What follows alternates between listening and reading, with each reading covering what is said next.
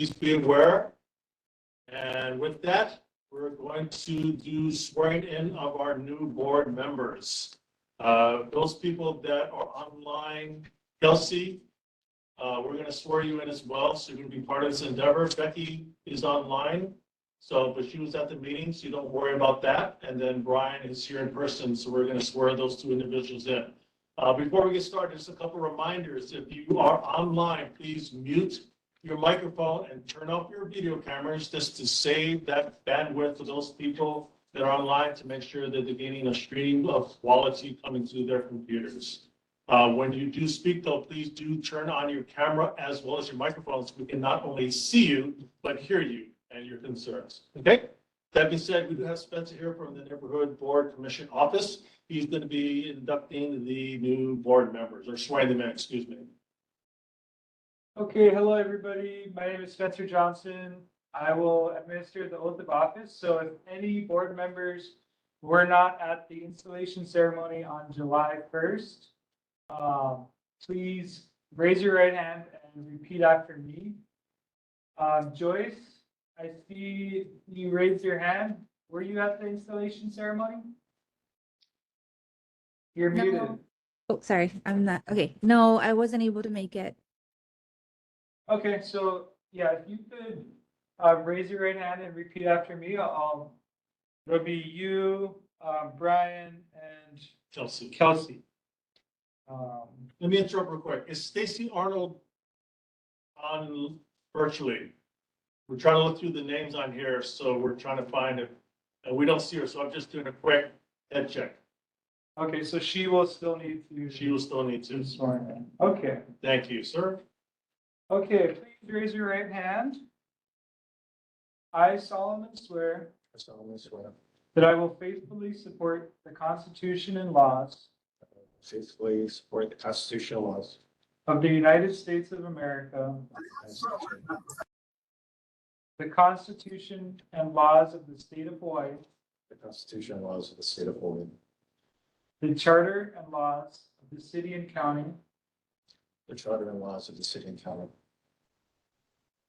and the provisions of the Neighborhood Plan, and the provisions of the Neighborhood Plan, and will conscientiously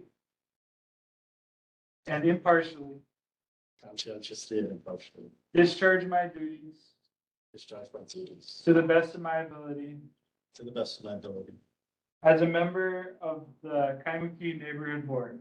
as a member of the Kaimuki neighborhood. Congratulations.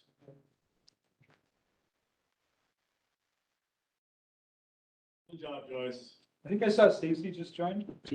Stacy, are you with us?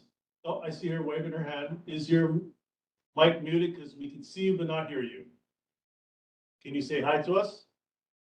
Hi, Okay, and did you take the oath of office? yes, Okay, thank you very much. you're welcome. Sounds good. We have, everybody's here. Excellent. So congratulations, everyone. Okay, now comes the fun part. So just as a reminder, Stacy, just turn your microphone and your camera off if you're not speaking, but if you are speaking, please do turn on your camera and your microphone so we can see and hear you. Thank you very much. Okay, now we're moving on to the fun part of the meeting. We're doing the election of board officers. This is a 2-year term starting July 1 of 2023, going through June 30th, technically, of 2025. We do have 4 officer positions. There is a chair, vice chair, a secretary, and a treasurer. So we're going to open up the floor at this time for any nominations for chair of the Kaimuki Neighborhood Board number 4. Hearing none, I want to nominate Brian Kang for chair. Do you accept that nomination? Yes, you do. Thank you very much. Are there any other nominations at this time? Okay, hearing none, moving on. Vice chair. Do we have any nominations for that position? I nominate Paul Holt. Okay, any other nominations at this time? Okay, thank you very much. Moving on to secretary. Do we have any nominations for that position? Okay. I nominate Kelsey for the position of secretary. I accept. Thank you. Very much. I think your children second that motion, so we appreciate their participation as well as yours. That's got to go down in history as a classic move. I'm sorry. Okay, and last but certainly not least, for the treasurer position, do we have any nominations for that position? Okay, I nominate Jason for that position as treasurer. Thank you, sir. Are there any other nominations at this time? Okay, hearing none, we have 4 officers that have been nominated and have accepted those nominations. If we don't mind just doing a voice vote for this point, all in favor, say aye of the slate that was been presented at this time. Say aye. Aye. All Aye. opposed? Abstain. Abstain? Oh. Well, Okay, we're a fun board, so Yeah. take it with a light heart. So we have all in favor except for Travis, who has abstained. Okay, any opposed? Okay, hearing none. Officer elections have taken place. Officers have been voted in and nominated in the unanimous fashion with a slight deviation from all in unanimous. Okay, that being said, I will turn over the gavel to our new chairman, Brian Kang. Thank you very much.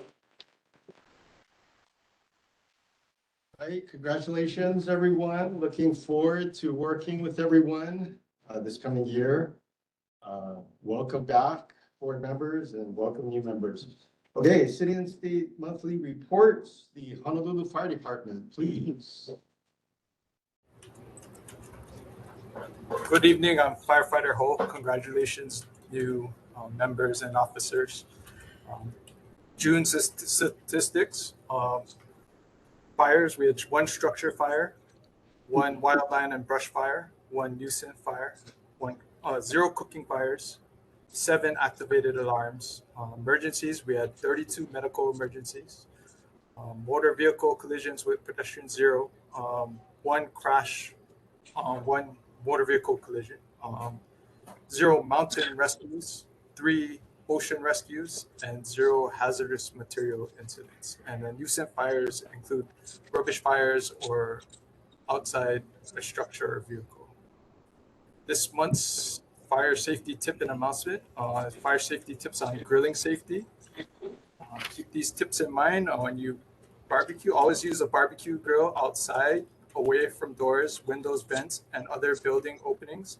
Place the grill well away from siding and deck railings and out from under eaves and overhanging branches according to the manufacturer's instructions. Keep children and pets at least 3 feet away from cooking areas and keep starter fluid, lighters, and matches out of children's reach. Cook with caution, be alert, and stay at the grill while cooking. Never leave a hot barbecue unattended. Light a propane grill only with the cover open. If the flame on the propane grill goes out, turn off the grill and the gas and wait at least 5 minutes before relighting. Periodically remove grease buildup or fat in the trays below the grill so that it can not be ignited by a hot grill. Let the coals completely cool before disposing in a metal container. Never empty coals directly into a trash can. Do not store or use grills on the porch, balcony, including any porch or balconies on an upper level of a building. Always store propane gas tanks outside of any buildings or garages. Remember to properly inspect and maintain tanks, fittings, and tubings according to the manufacturer's instructions. Vapors leaked indoors can be easily ignited by pilot lights or electrical equipment, causing explosions. Please be careful of that. Any questions? All right, thank you. Any questions from the board? All right, hearing none. Any questions from the public? All right, hearing none. Thank you very much. Appreciate your report. All right, Honolulu Police Department, please. Hi, Lieutenant Taro Nakamura with HPD. These are stats for June as compared to the previous month. Motor vehicle thefts were 5 as compared to 10. Burglaries were 7 as compared to 4. Thefts in general were 31 as compared to 32. and UEMVs were 8 as compared to 5. This out of total calls of service of 6,537 for the district. Further statistical information can be found at honolulupd.org. And our safety tip for the month, which I believe I sent it to the last chair, but it's just something I pulled out of the FEMA website, the federal website. But it's just a family emergency communication plan type deal. And it actually made me think our lives are so, especially the younger you are, they're so revolved around our cell phones, and we input everything into our cell phones. But when was the last time that you had to call your doctor or your child's school and you didn't have it saved on your cell phone? So it's just a reminder of other ways to keep important contact information, and then share that information with your family. Last thing, if you have whatever the emergency may be, we missed one with this tropical storm. What is it called? Calvin, I think it is. Have a practice plan in the event of a tropical storm or a hurricane or something bad. Where is your family going to meet, and how are we going to contact each other? It's just helpful suggestions that you can use to better prepare you and your family for an emergency situation. And that's our safety tip for the month. All right, thank you, Lieutenant. Any questions from the board for the Honolulu Police Department? Anybody online? All right, any questions from the public for the police department? All right, hearing none, thank you very much, Lieutenant, appreciate it. Thanks for Okay. coming. Yeah, congratulations on everyone elected, and thank you again for a fast vote. Another board, they took like an hour and a half to vote on your new board, so thank you very much for that. Thank you. All right, moving on to the Board of Water Supply, Lorna. Hi, everybody. Good evening. Sorry about last month. I forgot to let you know I was going to be out. But anyways, a very quick announcement for this month. We did have one main break to report. That was on June 14th on Kaimuki Avenue. That was an 8-inch. The announcement I have for this month is just one. We just want to let you know that on August 5th, Saturday, August 5th, we are going to have the 2023 annual Unthirsty Plant Sale. After having a 3-year hiatus from the pandemic, we are actually bringing back the 2023 annual Halava Xeriscape Garden Unthirsty Plant Sale on Saturday, August 5th from 9 a.m. to 3 p.m. Admission is free and includes a variety of local xeriscape plant vendors and informational booths. So we encourage you folks to visit our website at www.boardofwatersupply.com to see what we'll have. Again, plant care, pest, backyard composting, and more. So if you're interested, visit our website and see you on the plant sale. That's all I have for this month. Anybody have any questions? All right, any questions from the board? One quick one. The 8th Yes. Avenue water main break, you said Kaimuki Avenue and what? I have the address of 3320. Okay, That was an thank you. 8-inch main. Yes, you're welcome. All right, any other questions from the board? Board of Water Supply? Anybody online? Anybody from the public? Questions for the Board of Water Supply? All right, hearing none. Thank you very much, Okay. Lorna. Appreciate it. Thanks All for right, good evening. Bye.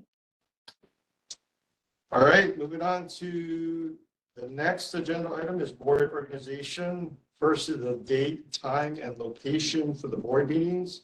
So this board has been meeting on the third Wednesday of every month from 6:30 p.m. to 8:30 p.m.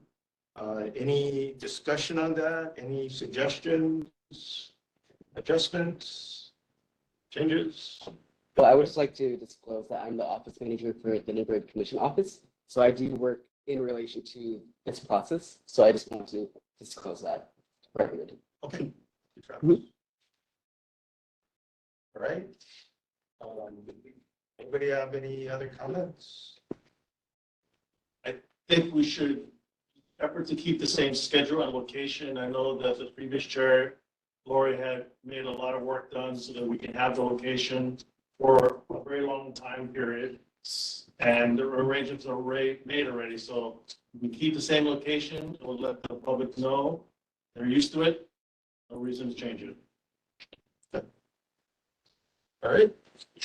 There's no other comments. Spencer, do we need to move or have a motion? Yeah, it needs to be moved, and then you could do unanimous consent. You could ask if there's any objections. Okay. So I move. Okay, second. All right. It's been moved and seconded. Any objections to the motion for keeping the date, time, and location the same? Okay, if not, guess we have unanimous consent on that, so thank you. Recess schedule. So this board has typically recessed in December of each year. I see some support for that. Any comments? Actually moved to have a second recess in June.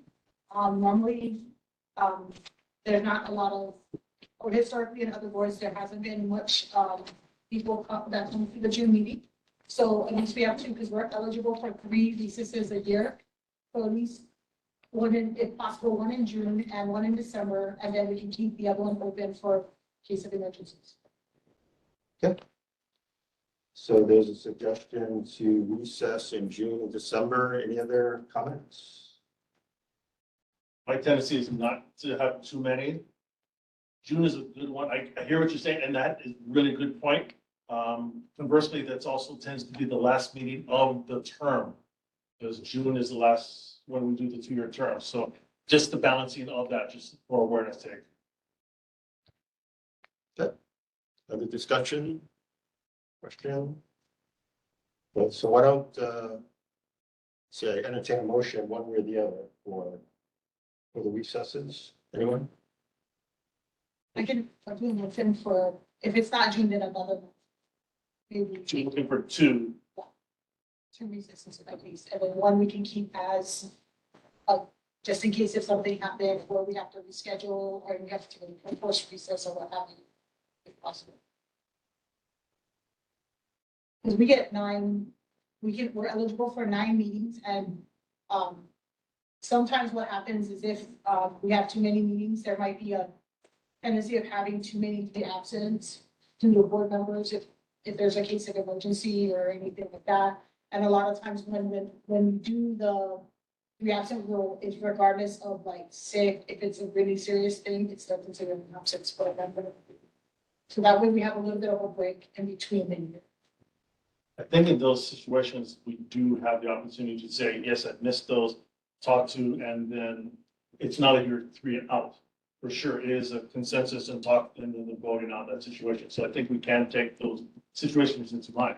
I just prefer not having less meetings because that kind of takes away from the intention of having an every report. That's my perspective on that. Okay. We have a question for Henry's. Yes, Becky. All right, Becky, go ahead. Hi, everybody. Welcome to a new term. And I guess I just wanted to add to this discussion. This last May, which was the first neighborhood board meeting after the legislative session concluded, there were 0 legislators at our meeting. And I had a lot of questions at that meeting. So I just offer that information or that observation. If you wanted to pick a good month to skip, maybe May is a good month to do that because we don't have a lot of representation from our elected officials that month. That's all. All right. Thanks, Becky. All right, any other discussion? All right, so we do need a motion on the table. Let's vote, Judy. I would motion to remove to have May as another day or month of recess and December. Okay. So it's been moved to recess in May and December. Is there a second? I second. Okay, it's been moved and seconded. Any further discussion? Okay, hearing none. Any objections to the motion? All right, hearing none, looks like we have unanimous consent to recess in May and December. All right, thank you. All right, the next agenda item is rules of participation, time limits for speakers and presenters. Typically, we've had a time limit of 3 minutes for presenters and comments and 10 minutes for presentations. Again, these are guidelines, but those have been the guidelines. Any discussion on that? I think it has worked fairly effectively over the years. So I take that as a motion, Jason, Yes. to keep the same guidelines. Is there a second to that? Second. Okay, moved and seconded. Any objections? If not, we'll have unanimous consent to that. Thank you.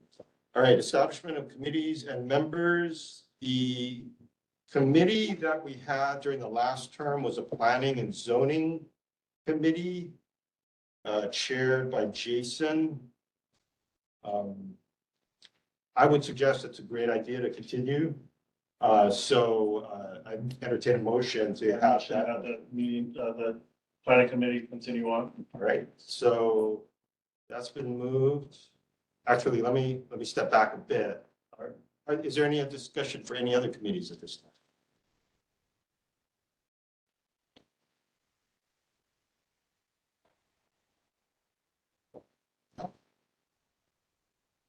Oh, okay. Hi, Chair Pro Tem Paul. I just wanted to mention, as far as the Planning and Zoning Committee, there had been some discussion a while back regarding the marquee or canopy discussion that had been introduced by Councilmember Calvin Say. And I just suggest that we keep that somehow on the agenda, or keep it live, keep it fresh, if there's no objection from Councilmember Calvin Say. Thank you. Good, thank you. All right, if there's no other discussion on additional committees, so it's been moved to continue the planning and zoning committee. Is there a second to that? Second. All right, moved and seconded. Any objections? If not, unanimous consent for that committee. Thank you very much. Moving on to filling of vacancies, there's one vacancy in subdistrict 3. Yes. Just want to clarify, is there any action needed to establish that I will continue as the chair of that committee, or was that understood and not? Good point. It says establishment of committees and members. So we ought to go ahead and, I would suggest moving to have Jason continue as committee chair at this point. And are there any other members? Kelsey has been a very valuable member of that committee, and was that she She dumps out it. All right. Looks like Kelsey is agreeable to that. Any other members? Any other volunteers for the committee? James? Okay, so those would like to volunteer for that. Thank you very much. Excellent. Any other volunteers for this committee? Okay, I see a hand raised. Did Barbara?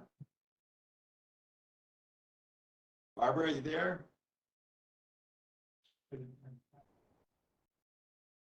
If Barbara, I think community you're people are muted. allowed to volunteer that aren't on the board, I volunteer. All right, yes, I believe that's the case. All right. well, in that case, Patrick Bolton has also been a very consistent member of the committee. Okay. All right, any other volunteers? Okay, hearing none. Spencer, do we have to move for those, for the chair and the members?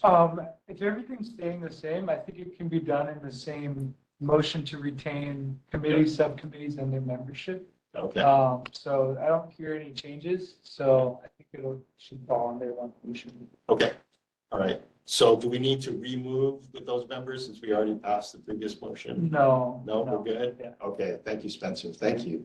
All right. Okay, so that being resolved, thank you very much. Filling of vacancies, there's one vacancy in sub-district 3. Any volunteers to fill that vacancy, which looks like Eva of 12th Avenue, Malka of Diamond Head, and Makai of Waialae Avenue? Do we have any volunteers for sub-district 3? Anybody online? Okay, So I so fill that vacancy and get 2 votes. I'm afraid not. Good try. Thank you, Jason. All right, so hearing none at this time, we'll defer that agenda item for the next meeting. All right, public input. So this is an opportunity for the public to provide input on items. Again, we have a guideline of 3 minutes, so I will open it up for any public input from the public. Do we have any public input at this time, either here or online? All right, seeing none. Oh, I'm sorry. We do see one hand. Is it Noella? Yes, it is. Good evening, everybody. Thank you so much. This Hey, is my Noella, first. do you have a camera you can turn on for us? No, I don't. Okay, go ahead. I just wanted to know, what is the timeline for the new Goodwill building to be completely done? And I'm not sure, will there be parking meters in front of the building? Thank you for your time. All right, thank you very much, Noella. I believe we do have an update on the Goodwill building, a further agenda item. So I will invite Mr. Crispin to update you at that time. All right? Thank you very much. Okay. Certainly. Any other public input? Sir, go ahead. Yeah, I got a public input. How's about taking some of the parking meters up where I am and the side street? Maybe put a sign, 2 hours parking only with no parking meter. And if people stay more than 2 hours, you make your money right here when you get a ticket. So there's too many parking meters on Welleye Avenue, the side streets and all that.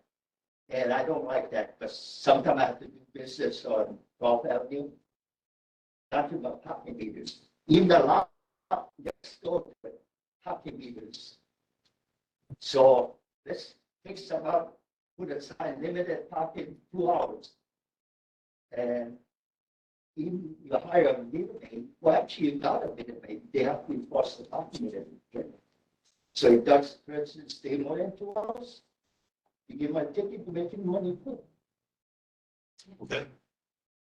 Just for clarification, are you talking about the entire Waialae Avenue? Yeah, take certain spots, and put pick the meters up, put a sign saying 2 hours limited parking. Because you're getting free parking for 2 minutes to begin with. And then you can do some business in 2 hours time. All right. Okay, thank you. All right, any other public input? Anybody else online? All right, hearing none, we'll move on. Presentations, again, limited to 10 minutes each. Is Mr. James here or online for the information on proposed recall of 7 city council members? Yes, Chair, I'm got my video on and I am here. All right. Mr. James, the floor is yours. Thank you so much, Chair, and congratulations to the new board members and to the officers. I'm going to do my due diligence to stay within 10 minutes. I promise I will. I'm doing the Cliff Notes version of recall tonight. So I'm going to divide it into 3 areas for you. One is why we're recalling. 2 is the authority under which we will be recalling. And 3 is how Honolulu 7 Recall, our entity, will prosecute the recall. So the why, the first one is under the charter, you do not really need a why.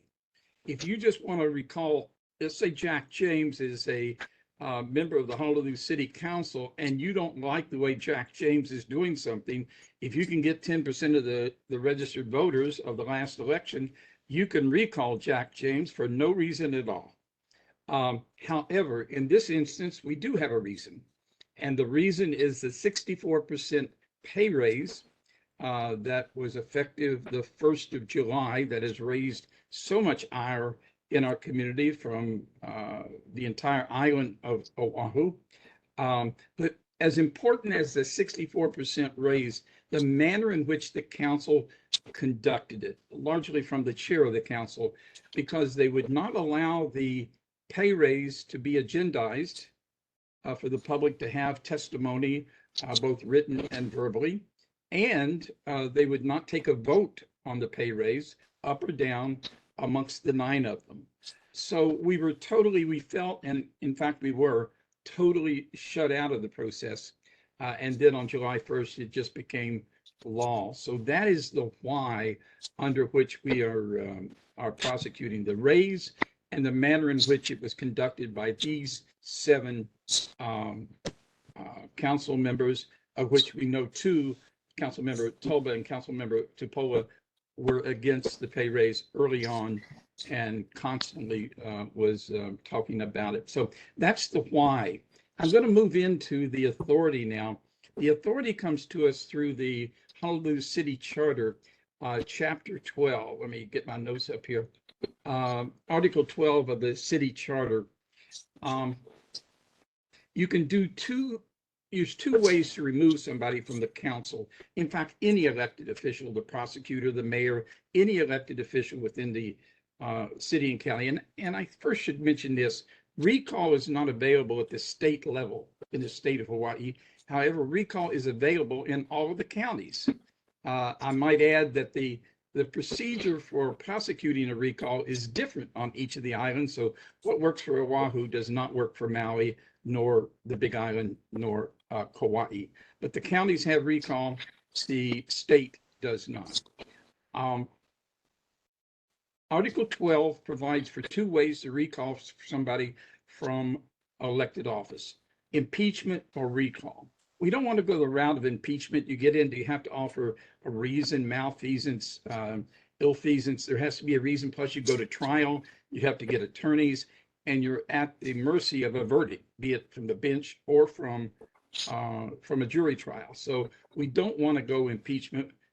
It's a heavier lift to do recall, but we're going the route of recall. So the authority under which we are doing this is in Article 12 of the Charter. And now I'm going to run through some of the highlights of that. And I want you to know, once somebody joins recall and is into our database, we do a 45-minute Zoom class with everybody that wants it. And we go over this authority in great detail so that everyone understands. First, you should know that someone can only be recalled in the 2nd and 3rd year of their 4-year term. They cannot be recalled in the 1st and 4th year. You know, when you think about it, there's a good reason for that. It saves you and I, taxpayers, money. So I'm not adverse to that, although it does impact the calendar as to when you can recall somebody. So only in the 2nd and 3rd year of a council member's 4-year term. It requires 10% of the registered voters of the last time that district was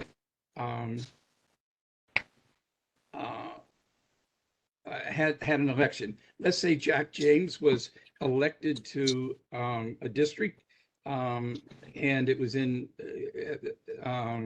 2020, and so that would mean would be in my 3rd year right now. Can't recall me in 2024, but you can recall me in 2023.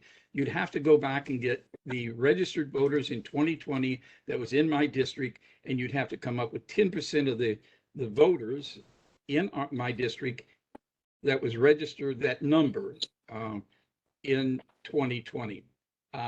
If you're on the other group, there's 3 in one group, 4 in another on the city council, then you would be the 2022 elections. So 3 council members are up for recall in 2023 this year, and 4 council members are up for recall in 2024. It's a heavy lift for us to recall all 3 in 2023. So if we don't get that accomplished, we're going to have a primary election strategy to put in place for those that we don't recall in 2023. I'll be talking more about that a bit later. But all 7 will be removed from office by August 11th, 2024. We expect our work to be completed in 14 months. But I'm still in the authority here, so let me go down my page here. The recall petition itself, once you take the first signature, you must be completed and handed to the city clerk within 60 days. There are some peculiarities to that. It has to be a wet signature. That means somebody has to sign it in ink, and that signature must be notarized. So there's certain procedures that you follow on that. There has to be an affidavit on each page. There's a lot of details to it. We're already conforming our pages. A petition will include, just to give you an idea as to quantity, a petition will include about 4,000 pages. So each of the 7 districts will have about 4,000 pages attributed to that recall. Each signature or page of signatures must be notarized. The petition has to be handed to the city clerk within 60 days. Once the city clerk receives the petition from me, the clerk has 20 days to check the signatures. Signature correct? Is the information correct? Is the address correct? All of that needs to be done. Let's say we had 7,000 signatures in a district. Those 7,000 have to be checked within 20 days. If our petition is good, the city clerk will call me on the 20th day and say, Mr. James, your petition has been accepted and such, the target of will be recalled. The target of the council that's being recalled has 10 days to pack their boxes and be gone. That's what the charter says. 10 days, you're out of office. There is a caveat, and that is that if the target of the recall wants to hold a recall election, and that's not very well advised for someone that wants to have a political career, we're prepared to do that. And that question goes out on a ballot to all registered voters in that district. And the question is, target council member has been recalled. Do you support that with a yes or a no? And that would go out, and that would be the final test if a council member wanted to do that. There's a lot of reasons not to do that, but we're going to be prepared to have that 51% majority in that should we be taken to that task. Let me skip on down in my agenda here just a little bit.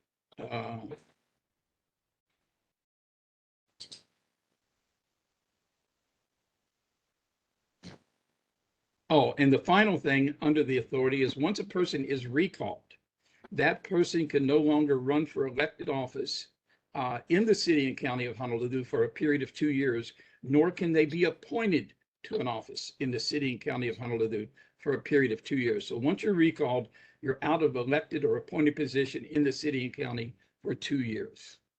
I'll come back to that. I'm going to go into the process of our recall now, and we'll come back for questions and answers. I'm sure you have some questions and answers about the authority of and I'm happy to answer them all. Let's go to step 3 now. And I apologize for being so quick, but I have 10 minutes. How is Honolulu 7 going to process this recall? As I said earlier, we're going to give ourselves 14 months to recall all 7 council members. Our initial budget will be $200,000. All of those funds are raised privately. Okay, but we expect it may go over that amount, but we believe we can prosecute all 7 for $200,000. So, Mr. James, I apologize for interrupting. You're at 10 minutes at this point, so if I can ask you to wrap up and summarize the rest of your. Absolutely. Let's see if there's anything. Technology will be the heavy lift for us.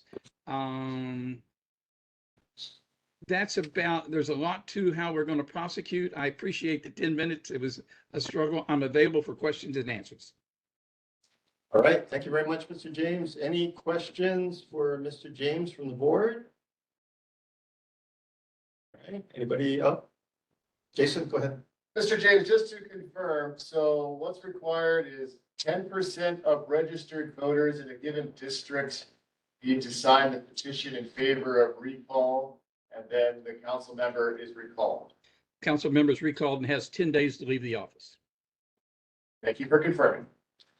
All right, any other questions from the board? Here or online?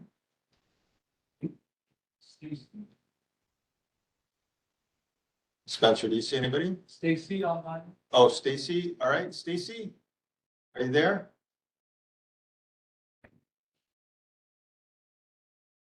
Stacy, go ahead. Okay, I just want to confirm you're recalling 7 of the 9 council members because they voted to raise their salaries. Yes, ma'am, in the manner in which they did it. Okay, and then how do you replace them? The council has the primary responsibility to that. Councilmember Say may have the better knowledge about that than I, but the council does if there's an election in a certain period of time, the council would appoint somebody temporarily. If it's not in, I think it's 90 days, then the council calls for, in conjunction with the Office of Elections at the city, calls for a new election. Okay, thank you. You bet. All right, any other questions for Mr. James? Online? All right, seeing none, thank you very much, Mr. James, for your presentation. Thank you for inviting me. We'll be here every month. Myself or somebody on my leadership team will be here in case you have questions every month. Thank you so much, Chair. Thank you very much.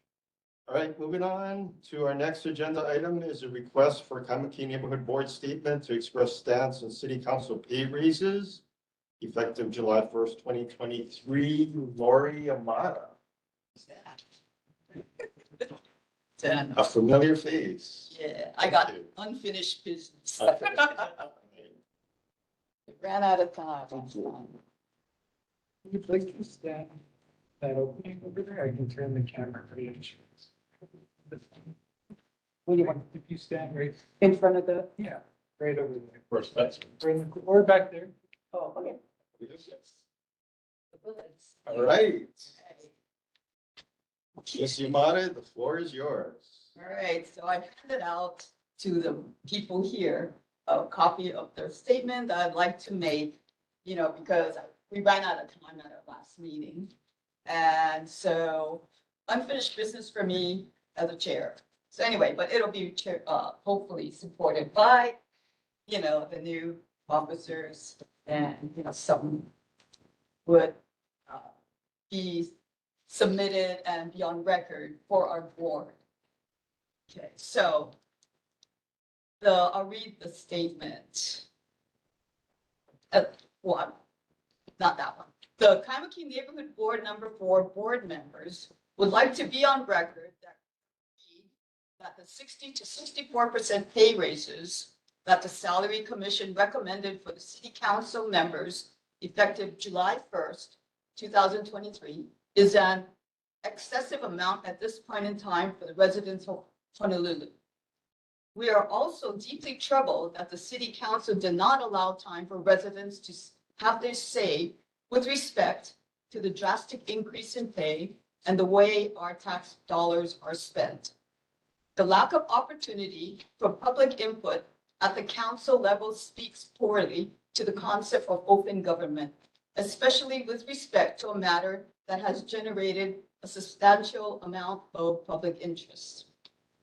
We are aware that despite our publicly expressed desire for a public forum on the Salary Commission recommendations, the pay raises have taken effect without a city council hearing, and it is too late for actions that would alter the outcome.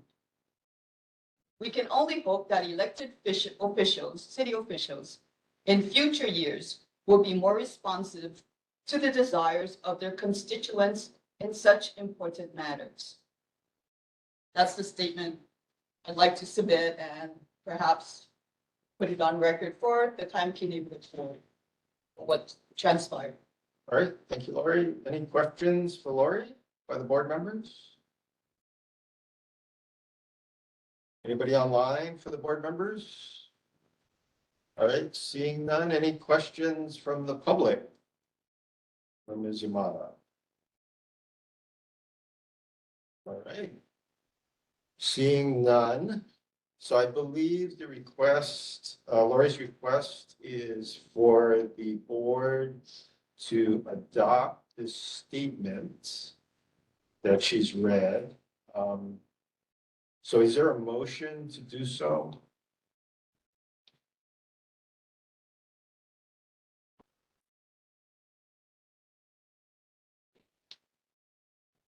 I'll make a motion. We accept the letter and please take a vote. Okay, a motion's been made to accept the statement. Is there a second?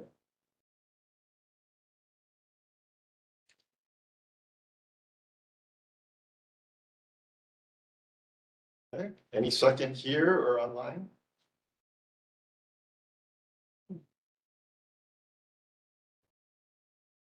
Okay, there is no second. So I believe that the motion, we cannot proceed with the motion.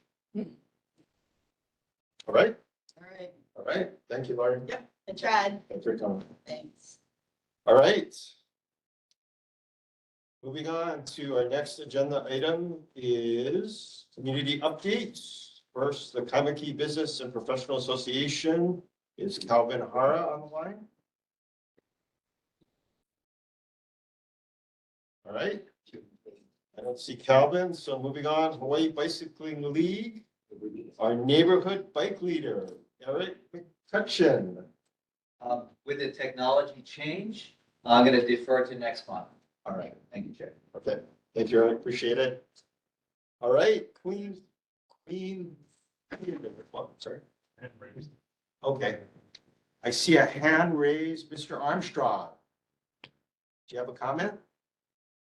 You're on mute. Mr. Armstrong, you need to unmute. Sorry. I'm very sorry to interrupt, but may I indulge the board for 2 minutes about a public input matter that I missed earlier? Yes, we will go back to the public input. Go ahead. Okay, thank you. My name is Robert Armstrong, and I'm a member of the Downtown Chinatown Neighborhood Board. And I wanted to address the Kaimuki Neighborhood Board as well as the citizens who are participating and invite them to an organizational meeting that we've scheduled on Saturday, 19th of August. That's Saturday, 19th of August at 1 p.m. And the address of the meeting is 1152 Smith Street. 1152 Smith Street is the former Channel 14 television studios in Chinatown. It's now called New Life Center, and there's city parking garage right behind the building, so it's easy on and off from Baratania. Anyways, on the 19th of August at 1 p.m. at 1152 Smith Street, we're going to have the first organizational meeting of the neighborhood renewal process. We're going to take a look. It's been about 15 years at the neighborhood plan, as well as the jurisdictions for the neighborhood boards, and just how the NCO conducts its business and the commissioners and all that good stuff that comes under the aegis of the NCO or the Neighborhood Commission, and going to start the long process of renewing it all, revitalizing it, making sure it's the most democratic system that we all enjoy. And we get underway again on the 19th of August, 19th of August at 1 p.m. at 1152 Smith Street. And it's open to everyone on the island. And I hope you come and we'll get great grassroots democracy revitalized, regenerated, and reinvigorated for the neighborhood board system. And thank you for allowing me to interrupt what you're doing. All right, thank you very much, Mr. Armstrong. Thank you for the information. Wow. All right. Going back to the community updates, Queen Theater is. May I answer the question? Oh, I'm sorry. Yes, of course, absolutely. Mr. Armstrong, there's a question. Yes. You mentioned that you envision this being a lengthy process. Do you have an idea at this time of how future meetings might be structured? Are you thinking of like creating some subcommittees or task force or something to break down this topic? Do you have an idea at this time about that? We don't have any structure at this point. We're purposely allowing it to be a grassroots thing, but I think we can probably predict some of the silos. We imagine that the research of, like, let's say the neighborhood plan and how to revitalize it and write basically the constitution of our organizations more fully than what it is going to take at the minimum of 6 months. So we're hoping that the whole process could maybe have a white paper that is for the commission and then to city council in about a year. But I think that's being optimistic, to be perfectly frank, but we'll try. Thank you. All right, any other Thank you. questions for Mr. Armstrong? All right, seeing none, thank you again, Mr. Armstrong, appreciate it. Mahalo. All right. Okay, going back to community updates, Queen Theater. Is Audrey Yu here? There she is. Thank you very much for joining us. Go ahead. Yes.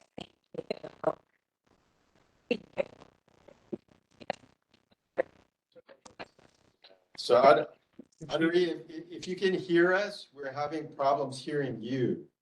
If she turns off her video, the bottom. Yeah, Adori, can you turn off your video perhaps? Looks like the bandwidth is a little tight.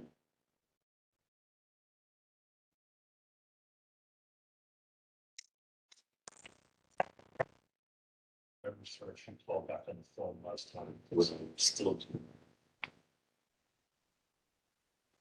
All right, can you hear us okay? Yeah. Okay, yeah, we're still having a bit of a problem hearing you. Is there a phone number you can call?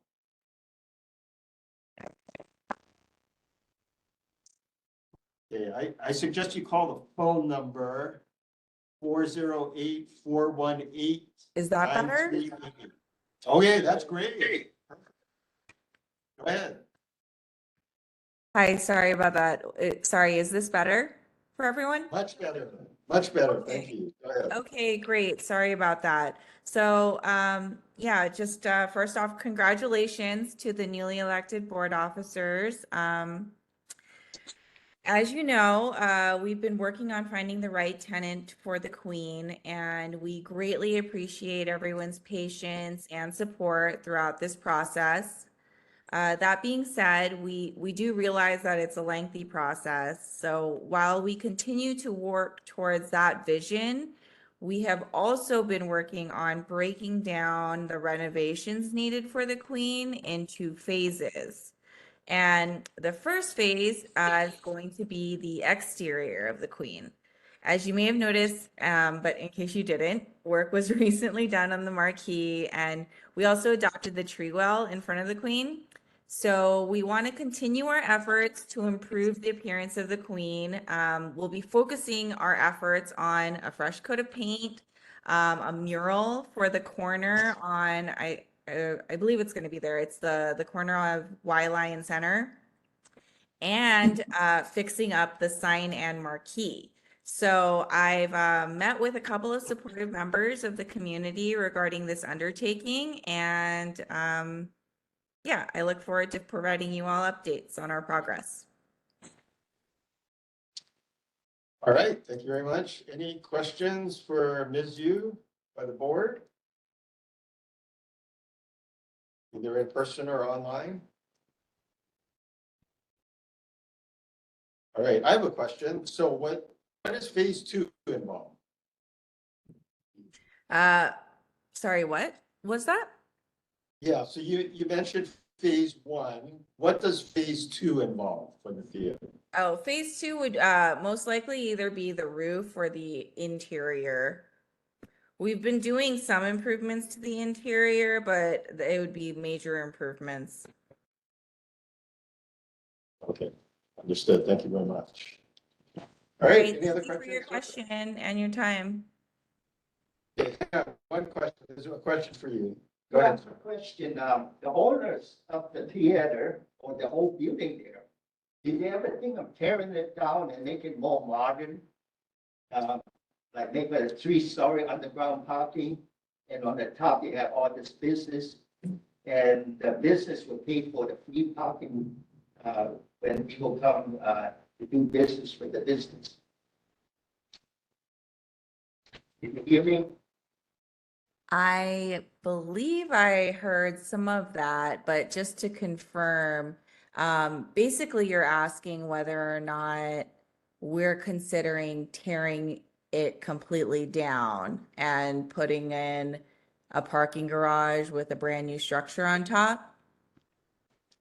Yeah, so that we get, new business, because the business on Welllight Avenue, they kind of, there's no parking for them. So if you can tear down that big lot there and put a parking lot underground and business on the top, like, almost like the Alameda Center where you got the food court. Because Alameda Center is free. Right. But sometimes hard. You know, the food court concept has definitely been thrown around. And I appreciate the idea, and I definitely hear you with regard to the parking situation in Kaimuki. And yeah, to be honest with you, I mean, we're open. We're remaining open at this time to any ideas. So that is something we can consider. Okay, consider my idea. The name is Elwood. All right, thank you very much. There is another hand raised. I'm sorry, can't make out the name. Is it Noella? Yes, it is. All right, do you have a camera you can turn on for us? No, I don't. Good evening. All right, go ahead. Good evening, Miss Adare, and thank you, Council, for allowing me to have a moment to ask her a couple questions. First of all, as a kid growing up in Hawaii, that was one of the funnest theaters I ever went to. It was in a nice little part of town, and there was always, it was very welcoming as a little kid growing up in Hawaii. There's the slogan, keep Kaimuki, Kaimuki. It's like that. And I do patronize all the small businesses because I have one of my own. It's a great place. It's a wonderful theater. What I would suggest to you and recommend, and I think a lot of people in this room tonight will, sometimes Mr. Armstrong came in a little while ago with his grassroots thing. He's absolutely right. It's really all up to us. There's people that are going to agree and disagree, but have you thought about just putting out some sort of a marketing strategy that's not too hoo-hoo, it's not too complicated, just basically say carpenters, roofers needed, and then just feed them, get people to come there, because there's a lot of old timers that still got it in them, and they'd love to fix that theater up, because you got to remember, thousands upon thousands of people visited that theater. It was a wonderful place. I was from the other side, so going over the hill was a big thing. And I drive by it every day. I live here, and I think the last movie I saw there was Braveheart. And I just think it's fitting that I throw my 2 cents into it, Miss Adare. And I would like to pat you on the back. We got to keep Hawaii, old Hawaii, in some of the arenas, and Kaimuki Town is one of them. And I don't mean to be so long-winded, but I think that you should start to, maybe put signs out there, workshop for guys that feel like building when they're bored at home. I don't care how you do it, but you can get all the guys in the community island-wide to come and help you with that theater. I am convinced of this because that is what Hawaii and the Aloha Spirit's about, and I yield. All right, thank you very much. Thank you, Noella. Thank you for sharing your memories of the Queen Theater, and thank you for all of your input. All right, Okay, thank you very much. Utterly appreciate it. All right, thank you. Mahalo for your time. Thank you. All right, moving on. Our next agenda item is an update from Kapilani Community College. Carol? Okay, good evening, everyone. I did have a question for Adore before I start. I just wondered if you have ever thought about speaking with the apprenticeship program at Honolulu Community College, and they have students who are studying to be, be contractors and builders. Perfect. And, they might have some interns who might want to, they might want to do an assignment like that.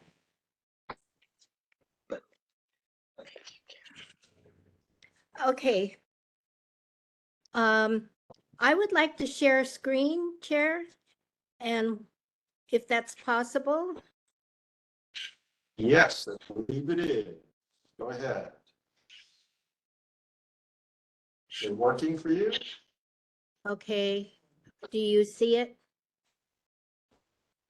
We do not. Oh, we see it now. Okay. There we go. Okay, great. Okay, well, first, before I begin, I want to put a little caveat in here because I remember there was a comment, I think, at the last meeting. It is true that we have much longer presentations about the update of the construction phase 2 about the Culinary Institute. We generally give those at the virtual town hall meetings, the quarterly ones, and the next one will be on October the 5th. So that being said, I am just giving a few slides as a highlight tonight. Okay, the view that you see here is a shot of the restaurant entry. And you'll notice that a lot of progress again has been made, and they're putting up the exterior drywall and coating. And if any of you are familiar with the old Cannon Club, this is about where the Cannon Club entry was with the porte cochere. And then the view is the toward the ocean and downtown. Okay, That's how people got in, yeah. this view that you see here, now the building that is on the left, to your left there, is actually the entrance to the auditorium. We joined the two buildings together, the restaurant and the auditorium. So those doors that you see there are the entrance to the auditorium. You'll see that there's a lot of fresh grading that was done. We have put in planter boxes. We hope to have native plants growing in there. The walkways are finished, as you could see. And then we have a view toward Kaimuki. Now, what's really exciting this time, I can show you that instead of that, just that grassy spot next to our current lab, there's actually the framing, the steel framing is in progress for the Innovation Center. And then the last slide that I have here is showing that retaining wall that a lot of some neighbors had expressed concern about. It was a glaring white color, and you could see it from a far distance. The contractors actually moved the work for the installation of the rock veneer up in their stage work to get this done a little sooner. So you'll see that it looks much better now. And progress is being made on the retaining wall. The timeline itself is pretty much on schedule. We're supposed to be finished and hopefully getting the keys by the end of the calendar year. There's a lot of work that has to be done, of course, on the interior as far as putting in small wares and other things. Then staff would have to be hired. So the restaurant, Paul, is probably going to be opening more like in the fall of 2024. Finally, I would like to say that we're in the process of doing the recruitment for the Culinary Institute of the Pacific Director. And that is my update. All right, thank you very much, Carol. Appreciate it. Any questions for Carol Oshiko from Kapilani Community College? On the board? Be online? I see a hand from Johnny Min. Johnny Min. Are you there? Thank you, Chair. The question I have, Carol, have the college considered working with the judiciary system to have a diversion program to keep teenagers out of the system? Have KCC considered something like that for the culinary program? Okay, the culinary program right now does offer and has been offering culinary courses in, you know, the prison system. And then, you know, we have worked with students who come out of, you know, the system and try to get them into the program. We're working on a Pro Start program right now that would be kind of like an apprenticeship program. So looking at other avenues to get into the culinary program if they just want to start off like that and get their feet wet and see if that's what they want to do. So we are trying to identify a lot of other target groups, such as that you mentioned. The concept is to divert them from not getting into the system. So it's like a prevention. What you mentioning is after the fact. Yeah, okay. We want to prevent it from going into the system. Yes, we do have programs that we work with students who are more in the younger high school age group, or maybe students who have you know, maybe are at risk and not making it through the program. And so we do try to attract people like that. And actually the community colleges do bring in more students who you might be at risk, as opposed to, you know, they're not going to really go into the university system. And the culinary program is very attractive to a lot of students. So we have varying different lengths of programs that they can take. Because not everybody, you know, might be cut out for or interested in a 2-year degree. So we have certificate level programs, and through continuing ed, we have shorter programs now for training people and getting them into the workforce. So, you know, you do divert them from getting into, you know, methods that sometimes happen. If it's okay with you, can I email you Steve Kempton's name, and you can maybe talk more with him at greater length? Yeah, I would be happy to have that conversation. And by the way, since you mentioned the court system, we're working on a curriculum right now to develop a program so that people can get into a court interpreting program, so that they can be interpreters for court if they're bilingual. And, you know, that actually can be a very good paying job. Thank you. The parents. Thank you. Yeah. Thank you, All Chair. right. Thank you for your question. Noella, you had a question. Yes, what a great presentation by Miss Carol Hoshiko. I'm curious if you've named any of the rooms yet. I know the main room is named.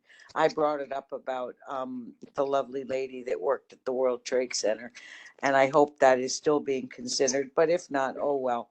I love Johnny May. She's great. She's trying to help the community. Once again, we got a grassroots thing going on here because so many people remember the Cannon Club.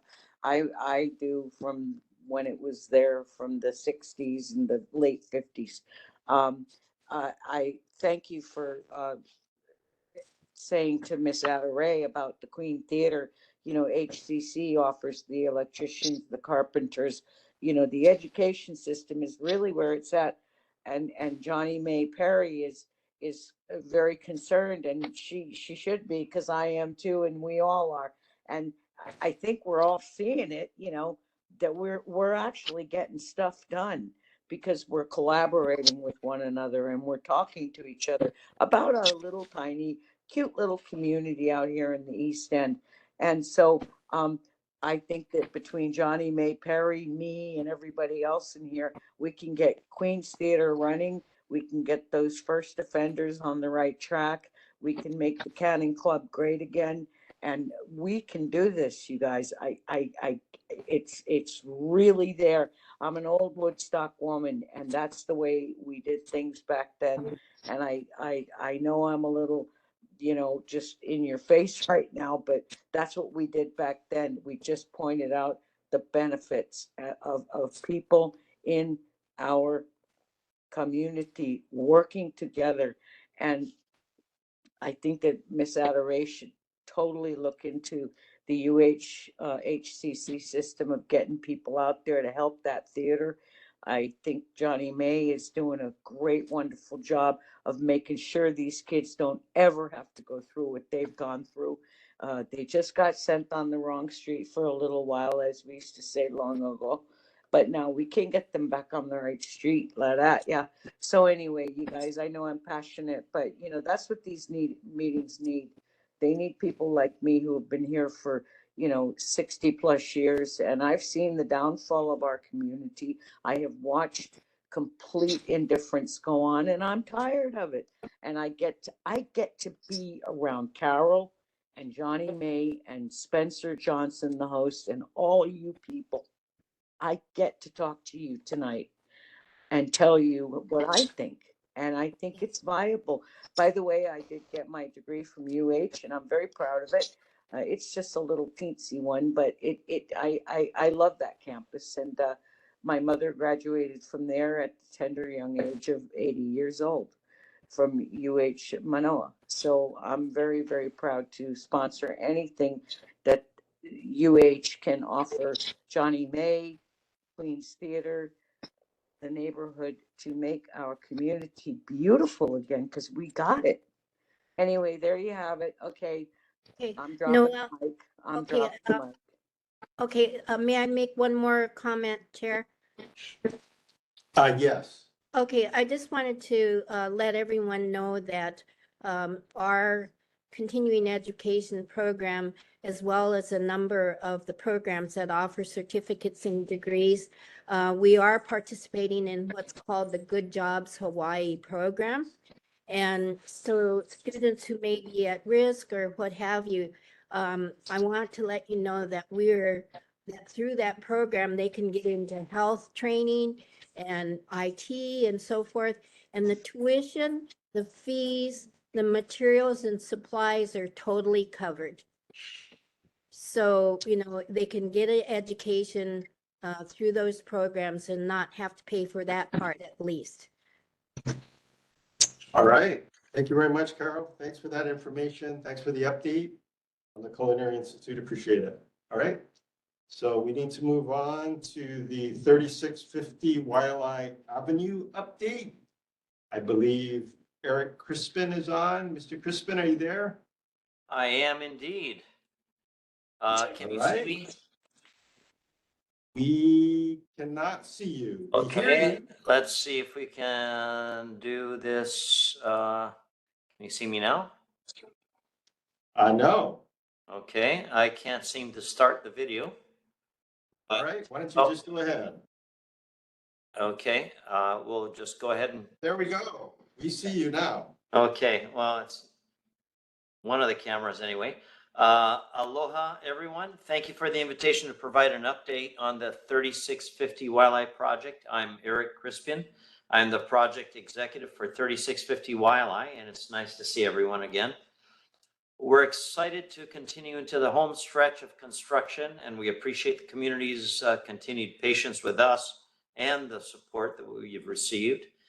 We're still on track to complete the construction on schedule by this fall. And as we continue to wrap up the work, just wanted to share a couple of updates. As some of you have seen, we've recently unveiled the name of the building. And while we've been known as 3650 Waialae throughout the construction process, we're excited for the project to bear the name Honolulu, Civil Beat Plaza here in Honolulu, which highlights one of the building's main tenants, Honolulu Civil Beat. and their important contributions to the community as Hawaii's only investigative nonprofit newsroom.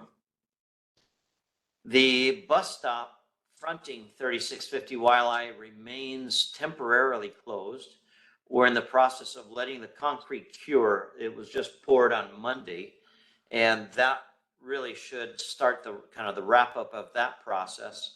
We plan to return the stop to the city so that they can reopen by the end of the month.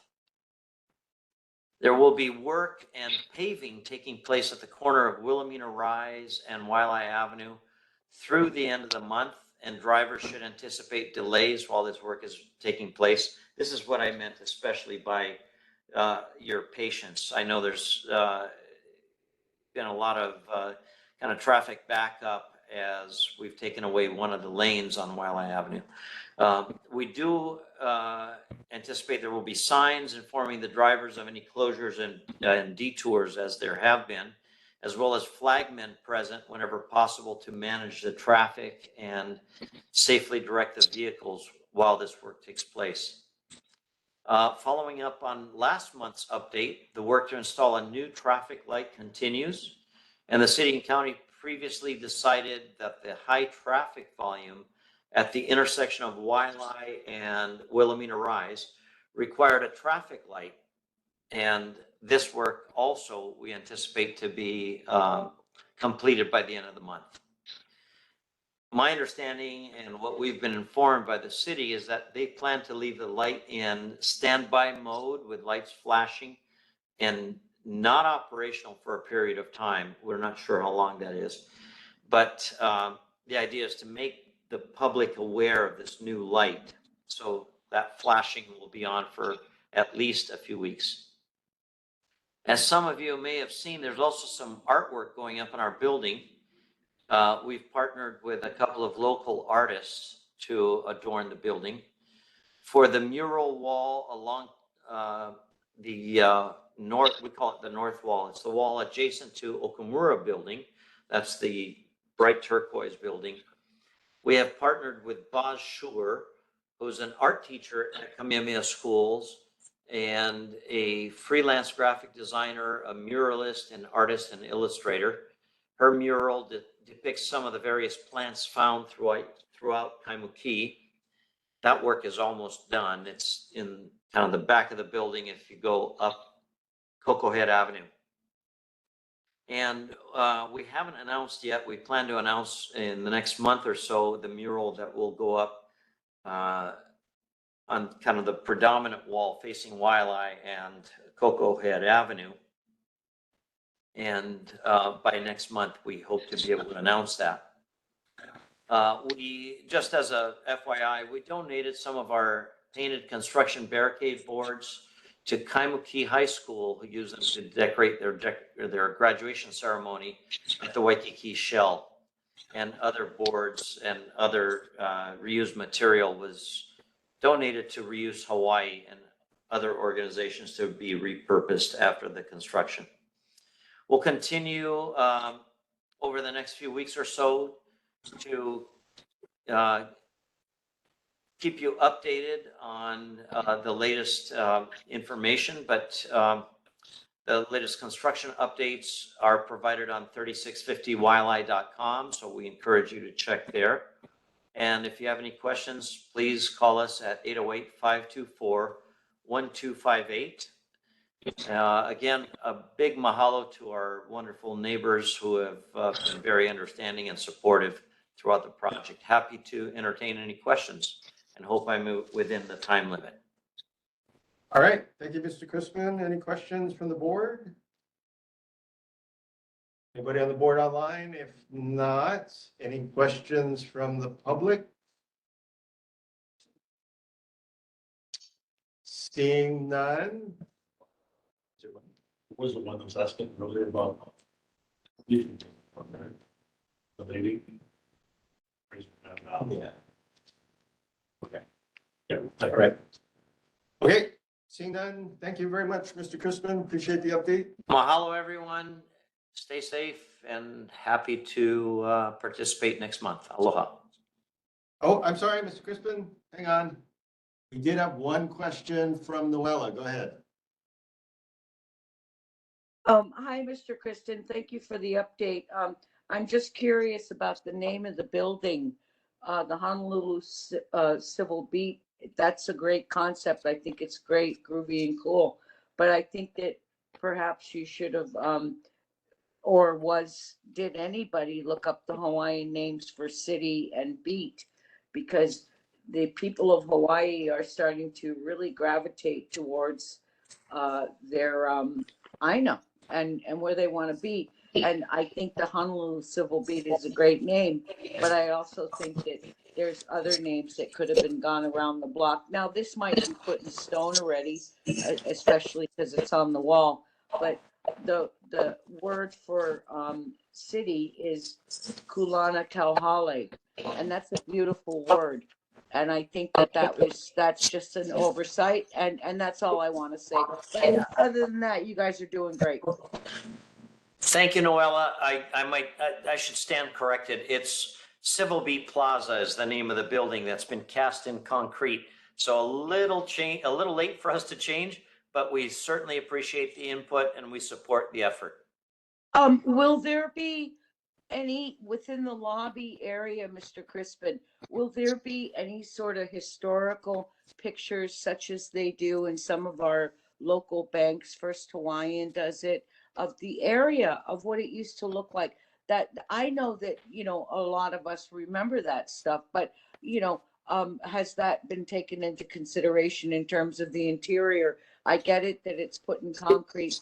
I disagree with that to a respectable degree. I think it should have been named a Hawaiian name, but that's just me.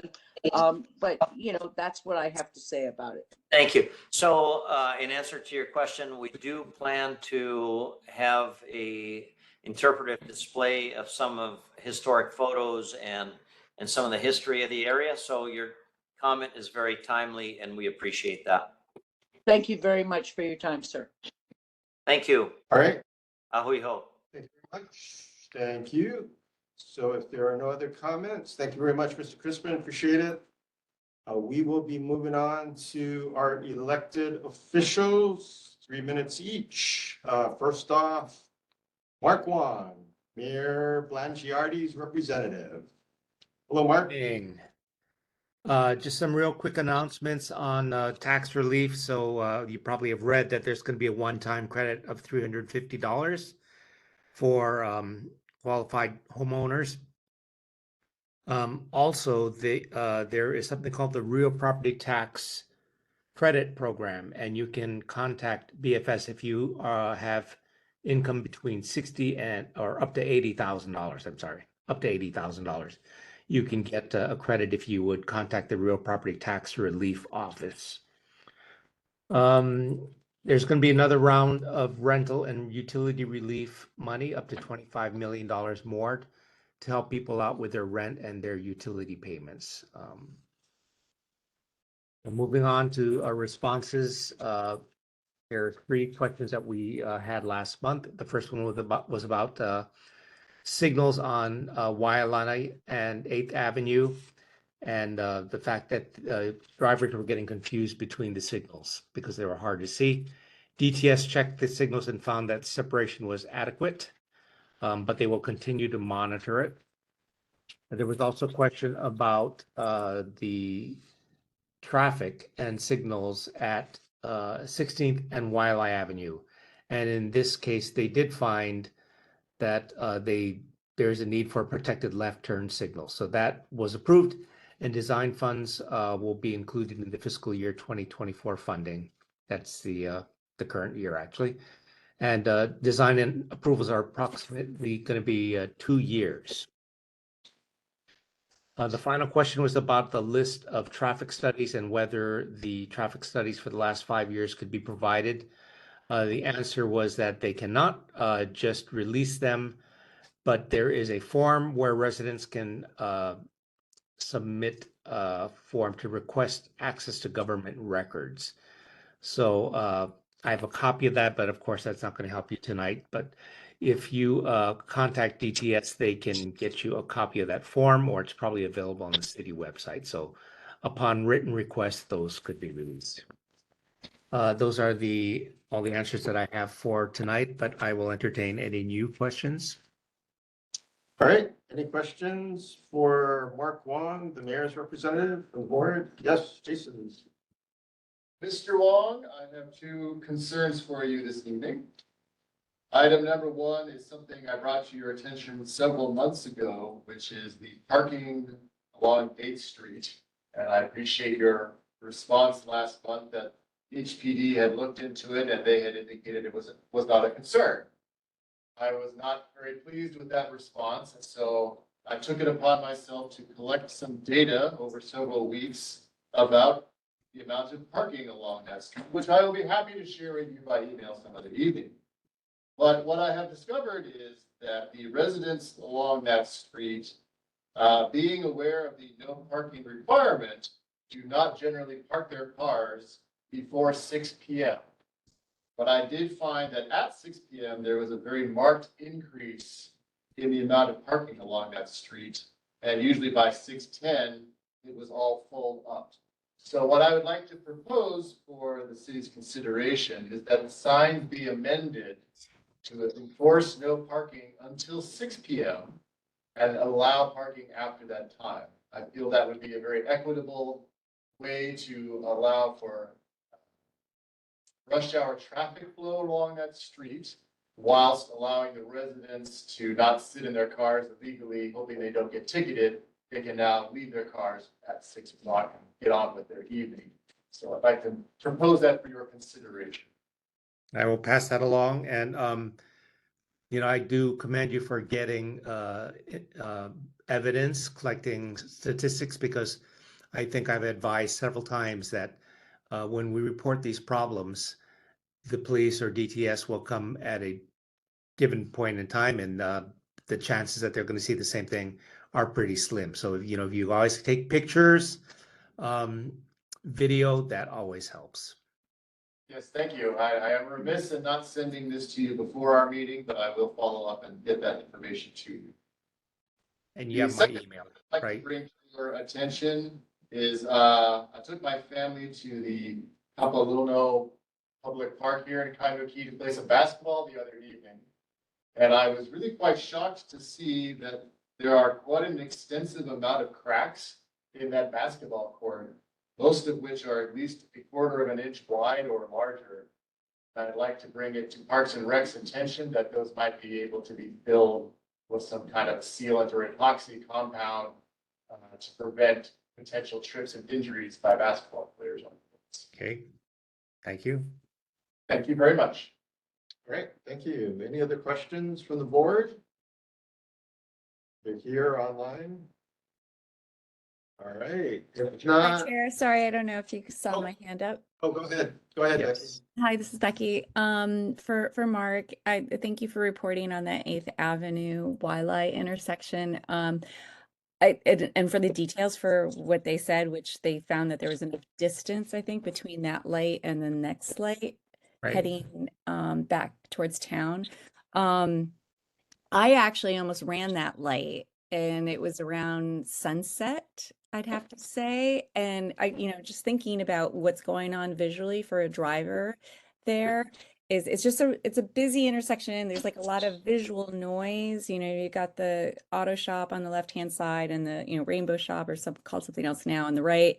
And then the lights at that intersection are on the corners. It's not above the road. But the very next intersection with the light, there is a light above the road. So my gaze is fixated on the light that's in the middle of the road. And I was looking at a green light at the next intersection, not noticing the red lights that are sort of buried in noise down lower in my gaze. And then behind that light that I was fixated on, which was the next intersection, maybe it was, I don't know which avenue it was, maybe 7th or something. It was a sunset. So maybe the time of day is a factor, but yeah. We can add that in, but otherwise, your description is virtually exactly what is written in the issue. So Yeah, I didn't read it back just to save Yeah, time. okay, sorry, I thought I maybe found the crux of Yeah, it. it does Never say mind. it's on the side of the road in your peripheral vision, and they just. They just said, oh, there's enough space. Well, Yeah. I don't know. I guess we'll just wait until there's a serious accident. Yeah, it's like my staff. I tell people I can't read the websites when it's gray and light gray, and the developers are all 20 years old, and their eyes are like eagles, so they don't see the same problems. Yeah. So I feel people that. have different perceptions. Yeah. Okay, well, that's all. But yeah, well, we'll add that. Yeah. That sunset, it's especially difficult. Yeah, thank you. All right, Becky, any other questions from the board members? Oh, okay. Any other questions from the public? Okay, go ahead, Representative. Thank you, Chair. Actually, on that same topic, Mark, so just wanted to confirm the report from DTS confirmed that there was an issue with regards to the visual of the light because it's in the peripheral vision. Is that correct? Well, it was the concern was that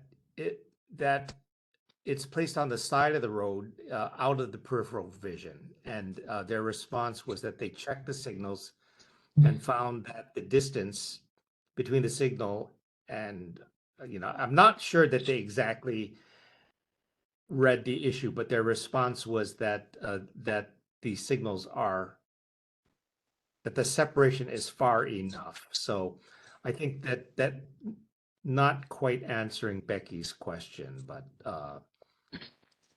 Okay, so no, I just wanted to confirm that. So, you think we need another riser for DTS to actually study the issue that we're concerned about rather than the separation between traffic lights?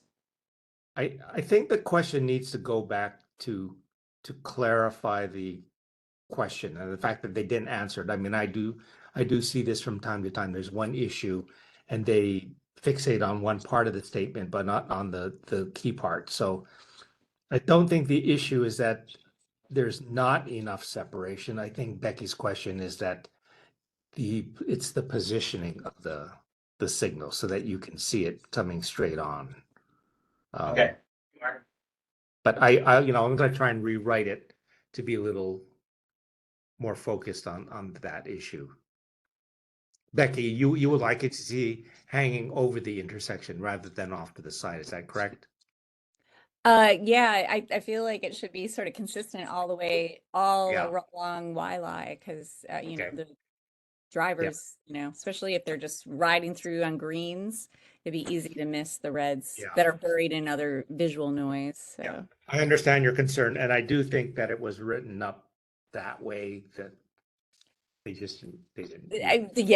I could imagine what happened. And like, okay, check, we've done this, But yeah, I'm just raising a flag on it again. What I may do is actually draw a diagram and say, signal is here, not there.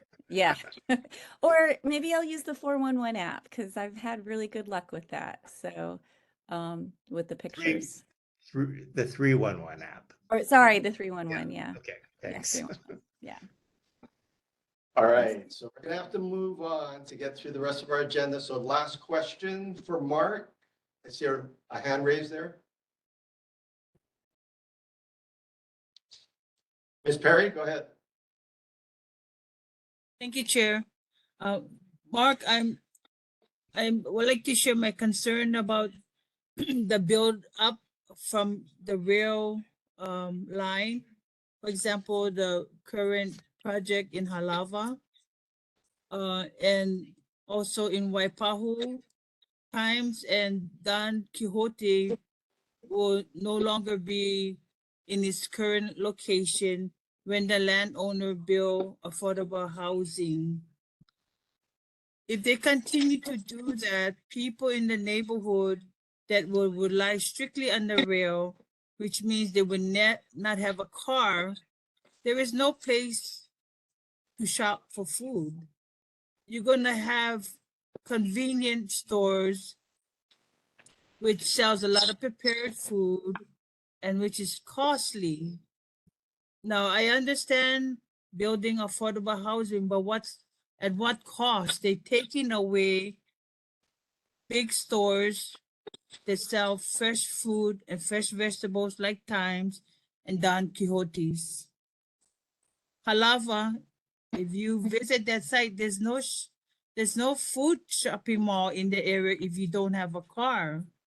So they're making it very inconvenient by taking away stores that will sell cheaper cheaper costs, if that's even a reality, but at least fresh food and vegetables for those that will rely strictly on the road that have no cars. Okay. If you could Wow. picture just housing without a Times or Safeway in a neighborhood, and the only convenient place is a 7-Eleven, which doesn't sell fresh produce that you need, but only prepared food, which is not very healthy if you eat that on a regular basis. So these developers and these landowners need to consider supermarkets for the residential build up of those high rises of affordable housing. Thank you, Mark. Thank you, Chair. Yes. So I appreciate your concern, but I just want to reiterate that I represent the administration and our departments cannot do anything about building supermarkets and controlling housing and things like that. So this forum that I can help you with is in getting problems solved within the city administration, but there's we don't have any control over what private industry does on their properties unless I it's understood, but if you unless could it's just illegal. pass that kind words along. But Thank you. yes, thank you. All right, thank you. All right, thank you very much, Mark. We're gonna have to move on, so thank you very much. Thank for you. your updates. All right, next update is from Council Chair Tommy Waters. Shall I stand up here, Chair? Chair Waters, yes, please, go ahead. Hello, everyone. Good to see you all. Congratulations on the new election. Good to see some familiar faces again. I wanted to just follow up on what Mark Wong was saying about Bill 37. Bill 37 was signed into law today by the mayor. And it's really important because a lot of people are complaining about the high cost of living. And what Bill 37 does is it caps your property taxes at 3% of your income if you make $80,000 or below. It's actually called a low-income tax credit. Or another word for it is a safety valve. But if you are on the title of your property and you have more than one person, you have to combine the income there. But if it's still less than $80,000, your taxes are capped. 3% of $80,000 is $2,400. So the idea there is to keep people in their homes, especially kupuna, who are on fixed income, and we don't want to price them out of paradise. The second bill that the mayor, well, before I go on, the deadline to apply for this is September 30th. It's a really strict deadline, so please tell folks to get out there and apply for it. Because once September passes, you're not eligible till the next year. And you have to prove your income, so oftentimes they want your your income tax returns. So be sure you have all that ready. The second bill that the mayor passed today was Bill 40. This raised every homeowner's exemption from $100,000 to $120,000. And then for kupuna, it's raised from $140,000 to $160,000. And the idea is we really should be adjusting this yearly rather than waiting a bunch of years. That low-income tax credit hadn't been adjusted since 2014. And then the homeowners exemption hasn't been adjusted since 2019. So the council, the way we're looking at it now, we had a permitted interaction group made up of myself, Vice Chair Kiaina, Budget Chair Cordero, and Housing Chair Wire. We intend to do that every year to keep tabs on that. Also wanted to update you guys on the monster homes. I'm sure a lot of you guys have been on my email list, and if you haven't, please sign up. But I, as well as Adam Du, and I saw Jackson Sayama there, I saw a member DeMarco there at the trial of Christy Lake. Christine is the infamous um, monster home builder who has built 50 homes here in Honolulu. And in each one of these homes, she claims that she and her family are going to live there. Anyway, she did it again at the trial. So far, the 2-day trial. And she had her draftsman testify. It was interesting because the draftsman testified that he's not licensed in Hawaii, right? And he got out there and he talked about FAR. It really hinges on the floor area ratio. I actually drafted the bill that says if you build on a certain size lot, because we know these monster homes are built on 3.5, 5, and 7.5 size lots, right? So we wrote the ordinance to say that if you build over a 0.6 FAR, floor area ratio, you have to have an increased setback. So these guys are claiming that they're under 0.6 FAR, and they don't have to abide by the setback. But get this, the cement is already laid, right? So Don Apuna got up there and testified and said, no, it's over 0.6 and the setback apply. There's a restriction on bathrooms, there's a restriction on wet bars, there's a restriction on the amount of bedrooms you can have. Anyway, what they did was they claimed, meaning Christie Lane, that they took out one bedroom. It's underneath, it's stacked, right? It's a 2-story house. You just drive up on Sierra Drive. I'm talking about the Sierra Drive town. It's stacked. They simply didn't put the cement on that area, although it's covered by 3 walls, including a retaining wall in the back of the property. So, in my opinion, it's ridiculous what they're arguing. And hopefully, the Building Board of Appeals sides with the city and EPP and Corporation Council and shuts these guys down. The next step's gonna be though, what happens? Because I mentioned they laid the cement foundation, right? The foundation is encroaching on the setback. So I'm hoping and praying that they don't give them a variance, right? Because that's what they got to apply for, a variance. And based on what DPP and Corporation Council and how they prosecute this case, and they're starting to prosecute these cases, I doubt that they're going to give them a variance. But shouldn't just rely on that. You know, there's about a dozen of us who went out, we had signs out there, we went into the hearing.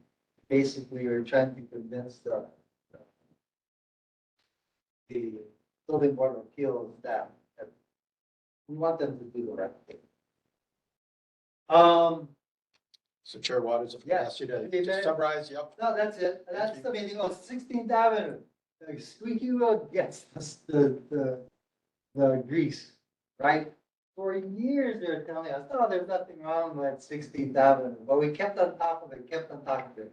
So, and I basically had to, really put my foot down to get the traffic study. They finally gave it to me.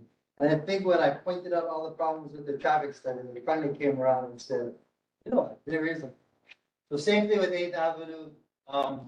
I'll keep on top of it and we'll put our eyes on ourselves. And if we need to put money in the budget to fix that light, that's what we're open for questions. All right, very much. Questions for Chair Waters for the board? Quick question. You say Kapuna property tax, define Kapuna, what's the age? 65. Both individuals or one individual has to be 65?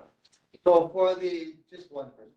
Yeah, for. All right, other questions from the board? All right, questions from the public, Noella. Oh, hi, Tommy. I'm a neighbor of yours and I appreciate you getting up there and, speaking your piece and everything, but we've been at this we're closing in on, roughly 15 years and I get it. You haven't been there as long as it's been going on, so that's cool. But, a lot of people are losing faith in our people that are supposed to be handling things for we, the people. And you know, recently there's been a lot of controversy about your job, et cetera, so on and so forth. That's not why I'm speaking, but you know what I'm speaking about, sir. I like to be Pono, but you know, it's getting out of hand everywhere we look, and I think that on a majority, I think if you were to actually walk down the streets of Waialae Avenue and just say, "Are you happy with what we're doing?" I don't know how you're gonna do on that one, but you know, with all due respect, you know, I know you know, but you gotta just stay with the grassroots community because we really do care, and we know you care, and so just no matter what comes down your pipe that's gonna sway you from thinking about we the people. I think you're going to be okay. And I thank you for all the good things you've done. They're still speeding on Diamond Head Road. Okay, they did clear the bushes in front of the 10-mile-an-hour sign and the big blinking light. And that's just an update. And I'm thankful that Makalei Beach Park isn't becoming, you know, crazy. It was getting a little out of hand. And I thank the city council and the mayor's office for chiming in on this and listening to us, and just keep it up. That's all I'm asking you. You know, you know, you're a good guy and I know you like this place, but stay away from any kind of, you know, diversion that will take you away from we the people. Thank you for your time. I yield. Great response. I did hand out the folks update, the things that the council has achieved over the last year. Read it on your own time and feel free to call me if you have a question or concern. And I have for the other members of the public, everyone next week. But thank you, Chair. All right, sorry, real quick, when's that meeting for the whole boarding fields? So my understanding is the trial is completed. So they just have to render their decision. Did they give us another date? They just said they'll come with the response in a reasonable amount of time. But they didn't set the, reasonable means 2 weeks. All right. Thank you. Thank you, Chair. Appreciate it. All right, moving on. Councilmember Calvin Say. Okay, Paul, thank you very much. Congratulations to all of the board members, and I'll be very brief. My report is in the chat. I think Chair Waters has done an excellent job. And there are 2 events I'd like to invite all of you. The first event is this Saturday at Stadium Park. It's the Blue Zone activity from Keiki to Kupuna with different type of venues in regards to healthcare, to exercises, etc., etc. And the second one is that next week, Saturday, you're all invited on behalf of Mr. Hara to the cleanup at Kaimuki Park from 9 to 12. And I'll be happy to answer any questions that you folks may have. And I think Chair Waters has done a great job. All right, thank you, Councilmember Say. Any questions from the board? All right, any questions from the public? All right, seeing none, thank you very much. Thank you. Councilmember Say. Okay. Moving on to Governor Josh Green's representative. Is Amanda Stevens on? Right, I don't believe so. So moving on, Senator Stanley Chang, or representative. Right, seeing none. Oh, I'm sorry. I'm here. Can you hear okay. me? Yes, we can. Go ahead. Okay. Hi, everyone. My name's Ariel. Here representing Senator Stanley Chang tonight. I have a few things that I'm going to drop in the chat, but you can find our July newsletter at this link on our website. And we encourage you to sign up for Senator Chang's housing newsletter to be updated every week on issues related to housing. And then we do encourage you to fill out the constituent postcard. It's a Google form, and you also should have been hopefully mailed one, which you can always mail back to our office so that we can collect some information on your top issues and address any questions or concerns you may have in your community. And then as a legislative update, Governor Green signed a number of affordable housing measures into law recently, including one of Senator Chang's bills, SB 865, which establishes a pilot program for 99-year leasehold condominium units under HCDA. And I'll put this in the chat. You can read more at this link. And then Senator Chang also supported the governor's emergency proclamation on housing signed on Monday. I was hoping Amanda was going to be here to discuss that, but if you need any more information, you could reach out to our office or the governor's office. All right, thank you very much, Ariel. Any questions for Senator Chang's representative, Ariel? All right, seeing none, thank you very much. Senator Leslie Hara, welcome. Good evening to a lot of you. A lot of you are new, actually. And I've been, when I started over 3 dozen years ago, we used to meet in this room. And so I'm gonna, I was taking pictures. I'm gonna thank our state librarian for returning more space because it's more digital. So they have more space, and so that would be good.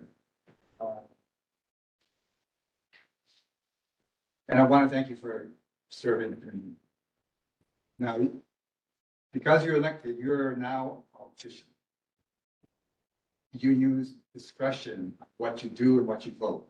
And so my interest, and this is what my interest in the legislature is to have your political decisions based on what's good for the community, not necessarily the political which side and so forth. I used to have most of Kaimuki and Kapahu. That was my district many years ago. And now I moved almost much of it up to Mo'ili'ili.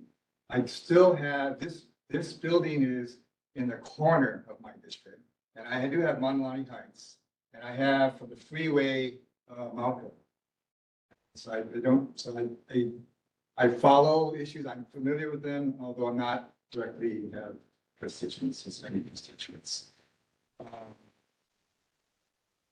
The legislature, as you know, we're at recess. The Senate is going to come in August 21st and 22nd for a few judges, circuit court and district court. And then later on, we'll be convening again once we have nominees for 2 Supreme Court justices.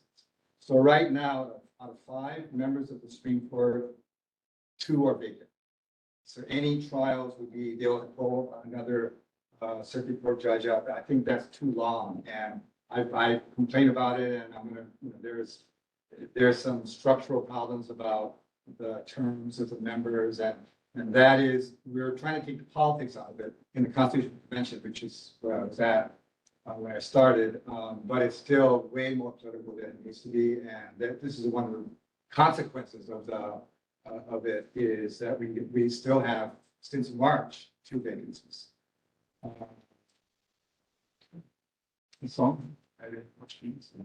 right, any questions from the board? Jason, go ahead. I have 2 questions.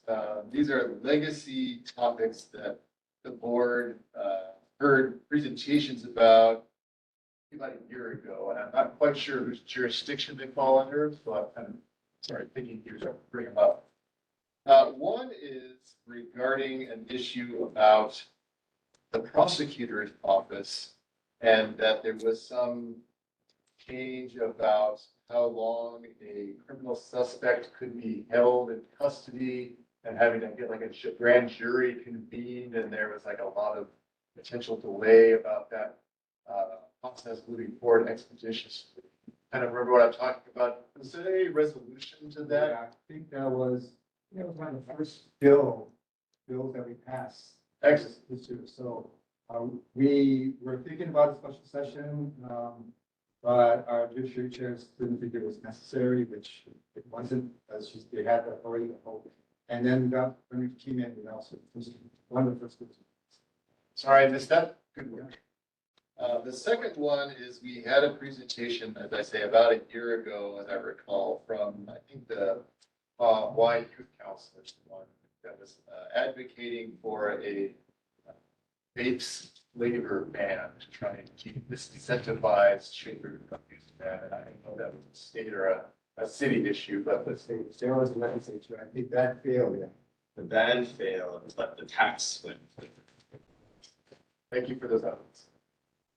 All right, other questions, sir? Go ahead. Yeah, I have a question. You know, some state, the driver license says you want to donate your body. Now, I was thinking of this, you know, a lot of people don't want capital punishment and some like it. So shouldn't you have a thing on a driver license, since some homeless guy kills you? Do your family like them walk away because? We have it in our, Hawaii has it. Hawaii's one of the states. It does state Yeah. that you don't want them to do life, but you want them to, you know, hang them. I don't want them to be. Yeah.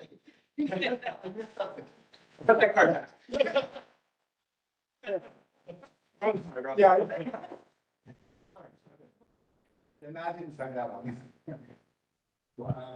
But see, I'm thinking of this. Okay, you know the Manson family. Yeah. You heard what happened to that woman killed that grocery store people? Yeah, Sharon. She's out on parole, walking around like she. But she did her time now. But she did her time. She killed that two person. And they could be standing by you and voting you in office.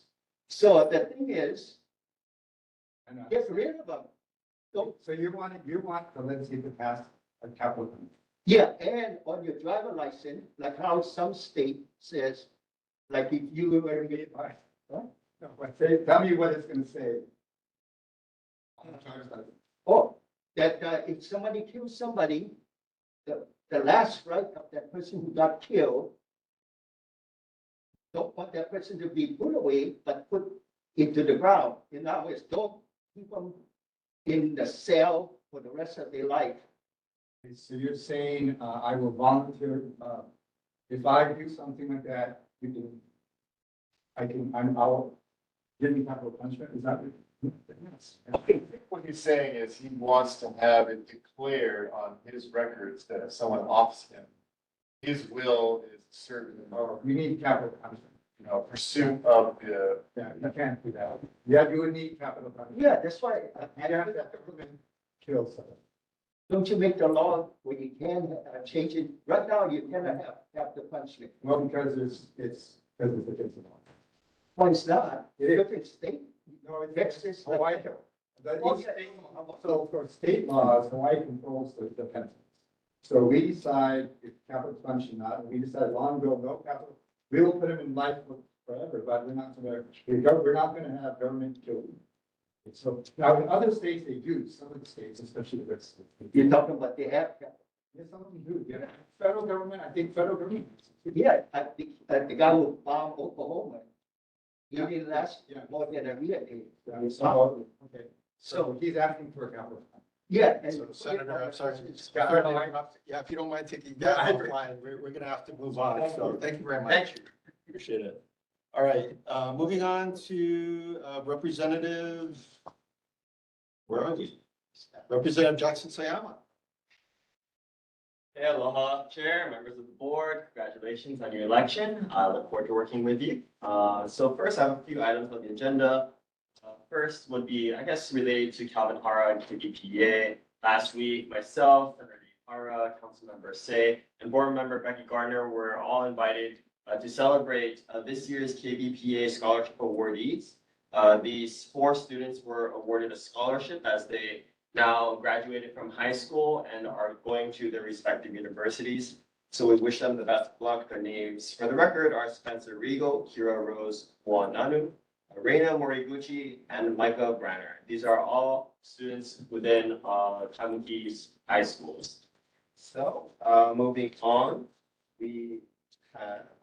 I visited the University of Hawaii yesterday with a number of legislators regarding their new dorms that is going to be opening up. on August 15th. That is the former YMCA building. Other people remember that as Yogurtland or, pink one. So that one has been redeveloped over the course of, I believe, a year and a half. And it will have 220 units, 374 beds. Total cost of this project was $95 million, but it is finally going to be opening up. It will also include an innovation center on the first floor for classrooms, as well as other creative arts opportunities for students. And this is important for our community because a lot of students who can't find housing at UH campus find housing in our communities. And so this will provide an opportunity for those students to find housing at UH at a convenient location and opening up housing options for our residents in Kaimuki, especially in Polo. So that's something that UH is pursuing very aggressively. They're also having another housing project for graduate students at the former NOAA facilities. You're going down a university, it's going to be on the right, right before the East-West Center. That will hold 316 units, 550 beds. So it's a pretty significant project for the community. So again, this is just in the grand scheme of things, trying to address that housing shortage that we have, which transitions me to a form that I've distributed earlier. As I mentioned before, perhaps some of you weren't here, I've been working on a teacher housing, affordable housing project for Queen Liliuokalani Elementary School property. I've been working with the University of Hawaii's Architecture, School of Architecture and a class there, and this is one of the renderings that a student had done for this particular property. This one is 155 units, supposedly going to house 350 or so people, 5 stories tall with an underground basement for parking. And it's not just housing. The front side, fronting Waialae Avenue, has business, I guess, retail space. So again, this is nothing official. It's just a student work, student project. But I just wanted to show this to the board to kind of demonstrate the potential for this property. Versus now it's just being used as a DOE administrative office. I think it's a great opportunity to build up the housing, affordable housing supply, especially for those who we need, like teachers. So this is something I will continue to pursue. I received $900,000 in this year's legislative budget to proceed with an environmental impact study and design and planning report. So as soon as I am able to get that RFP sorted out, I'll be approaching the board to get more input from you guys as to what you'd like to see in this particular project and property. So again, this is just a rendering, just to give you guys a sense of what can happen.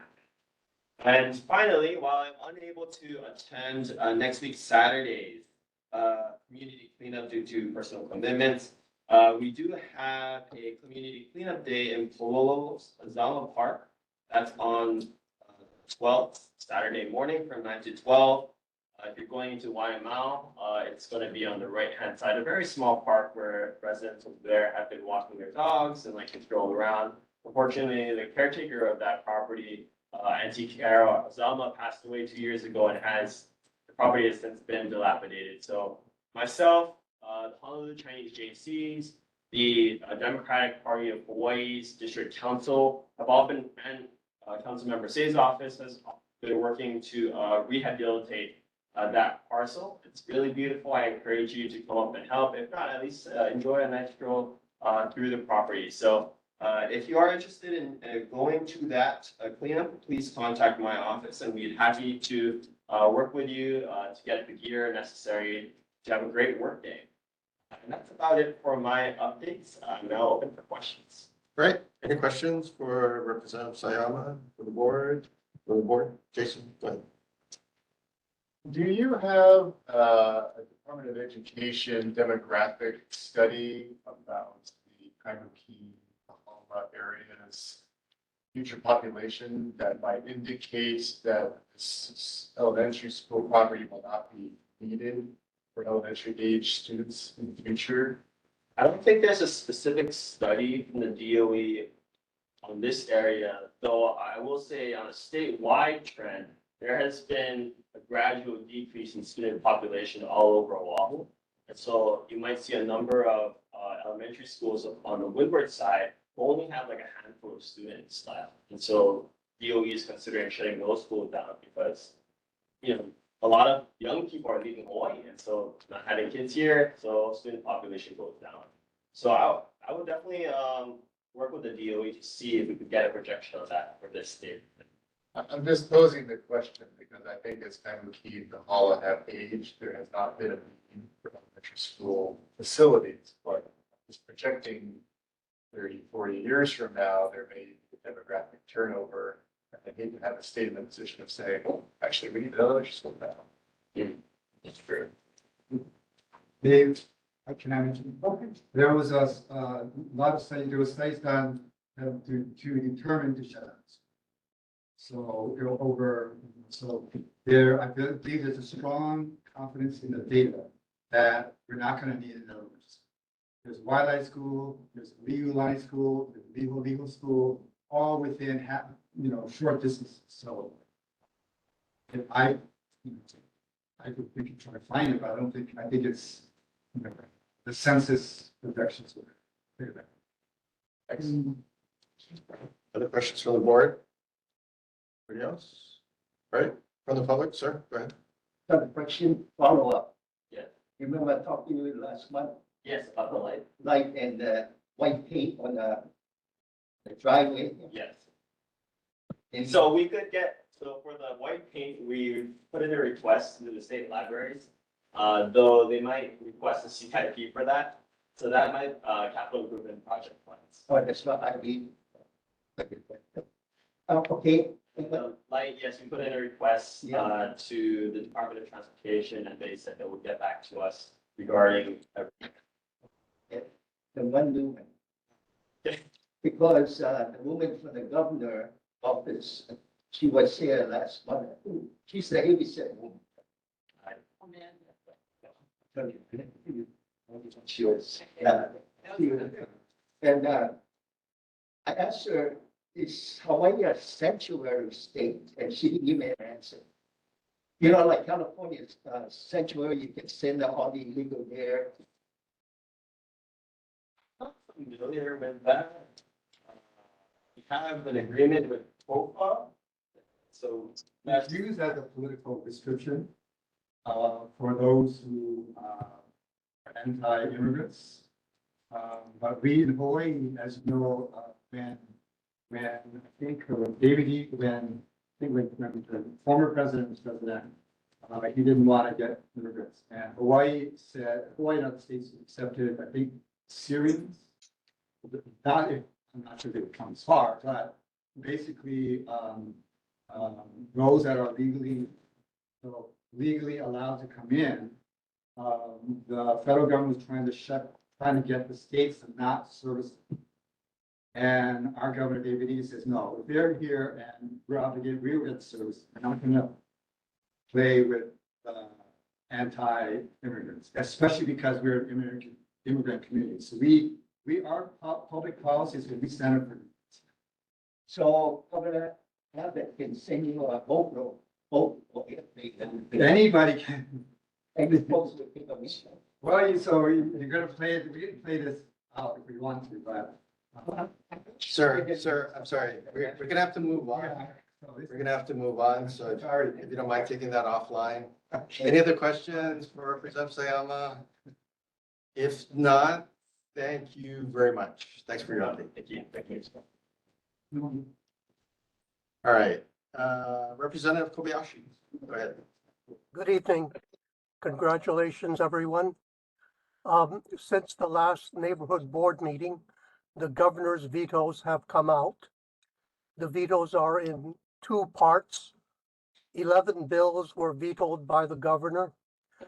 I have emailed to all of you the veto list of the 11 bills.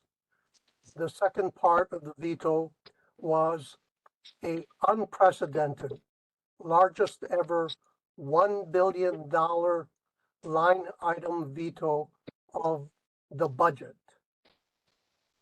This $1 billion line item veto was because of two things. Number one, a 3% decrease in revenues estimated by Council of Revenues. And secondly, the state was preparing to go to Wall Street to sell bonds, which it does every year. So the $1 billion veto makes the budget, of course, much smaller and makes the bonds of state of Hawaii much more attractive on Wall Street. The biggest item that was line item vetoed was $500 million that was to go into the rainy day fund for the next fiscal year. That is the fiscal year ending 2025. So that does not have any immediate impact on the budget. The second biggest item was over $17 million vetoed. And this was for that controversial first responders training center in Wahiawa, or actually in what was called the Mililani Tech Park. So that project is essentially on hold, except for, I believe, $1 million for possible planning work. I'll stop there and am available for questions. All right, questions from the board? Anyone on the board online? All right, questions for the public? All right, seeing none, thank you very much. Representative Leashi, appreciate your reporting. All right. Anyone from Congressman Ed Keese's office? All right. Seeing none. Moving on to announcements. The Kaimuki Neighborhood Board does have a website. knb4kaimuki.wixsite.com/board meetings. All right, reports. Any member attendance at other meetings? Okay, hearing none. Moving on. The next meeting of this board will be on Wednesday, August 16th, 2023, 6:30 p.m. right here at the Kaimuki Public Library and on WebEx. And with that, this meeting is adjourned. Thank you very much. Thanks, everybody. Thanks, everybody.